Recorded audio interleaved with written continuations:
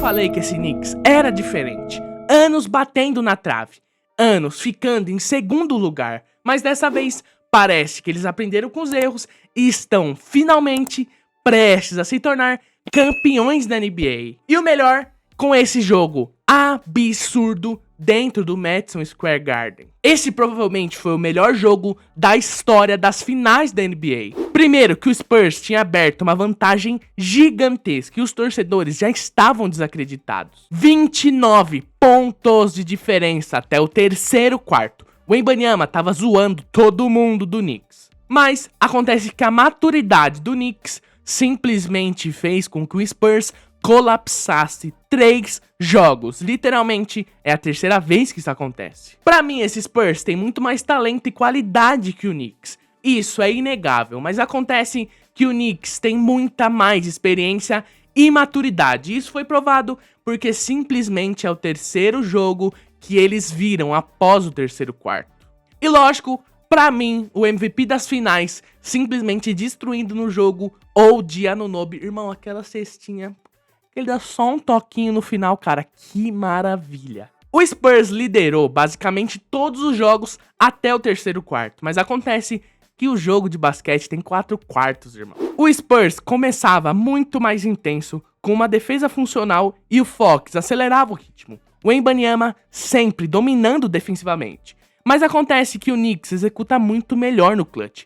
Brunson controla o jogo, o time comete menos erros e a experiência aparece nos minutos finais. Irmão, Nova York parecia morta e mesmo assim encontrou um jeito de vencer. O Wembanyama tava zoando todo mundo e parecia que o jogo já tinha acabado, cara. 29 pontos. Era motivo de você ir pro vestiário no halftime e pensar no próximo, cara. Mas foi absurdo o atropelo nos últimos 2 quartos. Eu vou deixar aqui no card o primeiro vídeo que eu falei sobre esse Knicks, também vou deixar o segundo, porque assim, tudo que eu falei está se concretizando. Chegou sim uma hora que eu achei que o Spurs tinha mais chance, que eles podiam vencer, cara, mas eu sempre soube que esse Knicks era perigoso. Os caras já tinham vindo dos 3 jogos contra o Atlanta Hawks, e se eu não me engano, agora eles tinham ficado 11 jogos vencendo sem perder até as finais, cara. Isso é muito absurdo. Só que por não ter tanto hype quanto a série do Spurs e OKC, ninguém tava falando disso. Mas foi simplesmente um atropelo total do Knicks nessa série. E pra mim essa série já acabou, cara. Esse jogo quebrou completamente o espírito do Spurs e ativou uma sede do Knicks, mano, simplesmente absurda. E pra mim o Knicks ganha num ponto muito importante e pra mim também é um dos motivos do porquê o Spurs precisa se movimentar na off-season e na trade deadline.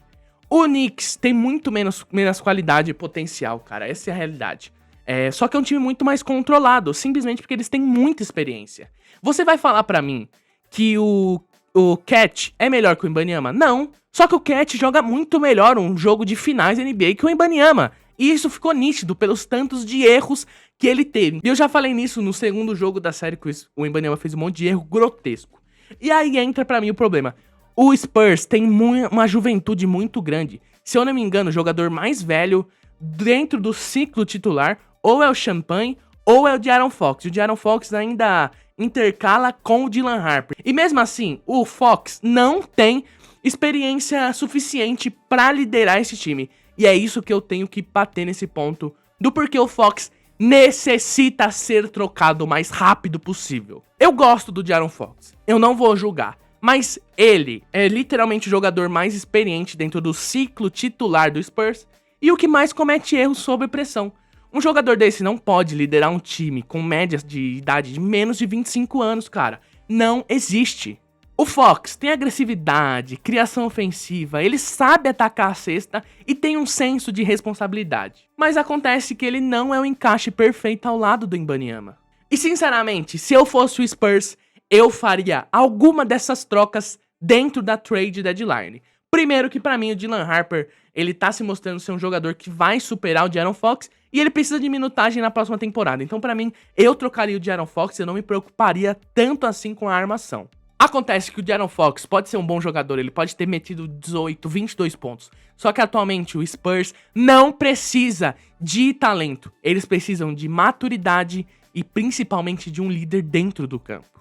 Vamos lá, eu sei que parece loucura, mas uma das trocas que eu faria seria a do Draymond Green e mais algumas picks pelo De'Aaron Fox. E eu vou explicar essa troca. Olha só, pensa comigo. O Wembanyama é o talento do time, mas o Draymond Green é a voz. É o cara que organiza a defesa, cobra os jogadores jovens e ele já ganhou de tudo. Ele vai chegar para dar esse senso de responsabilidade para a titularidade do Spurs. Talvez o Spurs, nesse momento, precise de alguém chato e principalmente de alguém que já venceu. E pra mim, uma das trocas muito boa seria do PJ Washington, mais umas escolhas de draft, pelo De'Aaron Fox. E essa aqui pra mim seria a escolha mais aceitável dentro do Spurs, porque o PJ Washington ainda é um jogador que atua em alto nível, que joga bem, e ele simplesmente é um ótimo líder, mano. O PJ é excelente em playoffs, se encaixa perfeitamente ao lado do Wembanyama e principalmente pra mim um ponto que falta, o Champagne vira um ótimo sexto homem, porque ele pra mim não foi feito pra jogar entre os 5 titulares. O Champagne é o melhor sexto homem da NBA. E aqui a minha favorita dentro das 3 que eu vou propor seria do Brook Lopes, mais uma pick de primeira rodada pelo De'Aaron Fox. Cara, é absurdo essa troca, mano. O Brook Lopes se encaixaria perfeitamente ao lado do Wembanyama, mano. Olha isso, cara. Você teria um Wembanyama, Brook Lopes, um veteranismo absurdo, espaçamento e defesa. Cara, essa seria a volta das torres gêmeas, irmão. Que absurdo, cara. Twin Towers de volta, mano. Esse Brook Lopes dentro desse time do Spurs seria muito bom. O Spurs atualmente não precisa de outro astro. Ele precisa de alguém que já jogou e que joga muito bem dentro dos playoffs. E principalmente aquele cara que pega no pé dos jogadores mais jovens. E também precisa de alguém que cobra todo mundo, assim como o Draymond Green. Mesmo sendo um jogador com um salário muito caro, eu faria essa troca. Eu não tiraria o Champagne da rotação, beleza? Muito pelo contrário. Pra mim, ele seria simplesmente o sexto homem do ano, mano. Olha o estilo de jogo desse cara. Mano, ele espaça a quadra, aceita o papel, traz energia e principalmente, pra mim, a melhor função do sexto homem é conseguir jogar sem a bola. E é exatamente isso que o nosso querido Champagne faz, cara. Ele é um ótimo jogador dentro da rotação como sexto homem. Pra mim, essa seria perfeito. Cara, imagina esse time.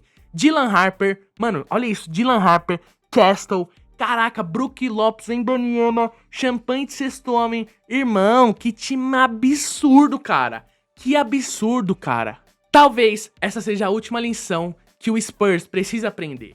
Dinastias não nascem prontas. O Warriors sofreu, o Bulls sofreu, todas as dinastias, Spurs sofreu antigamente com o Tim Duncan, todas as dinastias tiveram seu ponto de partida. E pra mim, a derrota nessas finais podem ser o ponto de partida para o Wembanyama e o Spurs se tornarem a equipe mais perigosa da história da NBA. E do outro lado, um Knicks ganhando seu tão aguardado título, com Jalen Brunson, Cat e Anunoby sendo os jogadores principais. Então, se você gosta de vídeos da NBA, vídeos de NBA 2K, também vou deixar nossa sériezinha que a gente tá fazendo de NBA 2K. Você não precisa assistir todos os jogos, escolhe um e assiste, beleza? Lembra de se inscrever no canal, deixar o like no vídeo, ativar esse sininho e comentar aí o que você tá achando dessa série, viu? Fui!